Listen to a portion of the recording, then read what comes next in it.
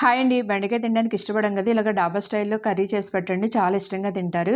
2 టమాటాలు మిక్సీ జార్‌లో తీసుకొని, అలాగే జీడిపప్పు నానబెట్టింది కూడా వేసి మెత్తగా పేస్ట్ చేసేసుకోండి. బెండకాయ సైజుని ఈ సైజుగా కోసుకొని, ఇప్పుడు పొయ్యి మీద కడాయి పెట్టేసి ఆయిల్ వేసుకొని, అందులో బెండకాయలు వేసుకొని ఇలా దోరగా వేయించేసుకొని తీసి పక్కన పెట్టేసుకోండి. ఇప్పుడు అదే కడాయిలో ఆయిల్ వేసి దాల్చిన చెక్క, లవంగా, యాలకులు, అలాగే జీలకర్ర వేసుకోండి. అవి పచ్చిమిరపకాయలు, కరివేపాకు కూడా వేసి దోరగా ఫ్రై చేసేసుకొని, 2 ఉల్లిపాయలు చిన్నగా కట్ చేసి వాటిని కూడా ఫ్రై చేసుకోండి. ఇలా ఫ్రై అయిపోయాక 1 స్పూన్ అల్లం వెల్లుల్లి పేస్ట్ కూడా వేసి పచ్చివాసన పోయేదాకా ఫ్రై చేసుకున్నాక మనం పేస్ట్ని ఇందులో వేసేసుకొని దాన్ని కూడా ఆయిల్ పైకి తేలేదాకా ఫ్రై చేసుకోండి. ఇప్పుడు ఇందులో 1 స్పూన్ శనగపిండి, అలాగే కారం, పసుపు, ఉప్పు, రుచికి సరిపడ ఉప్పు, జీలకర్ర పొడి, ధనియాల పొడి కూడా వేసుకొని వాటిని కూడా ఆయిల్ పైకి తేలేదాకా ఫ్రై చేసుకోండి. ఇప్పుడు ఇందులో 1 గ్లాస్ వాటర్ వేసుకొని బాగా కలిపి మరిగాక ఇందులో బెండకాయలు కూడా వేసి 1 స్పూన్ గరం మసాలా కూడా వేసి మూత పెట్టేసి మగ్గనివ్వండి. చివరిగా కొత్తిమీర వేసుకుని అంతే, డాబా స్టైల్లో బెండకాయ curry prepare. Please subscribe and like.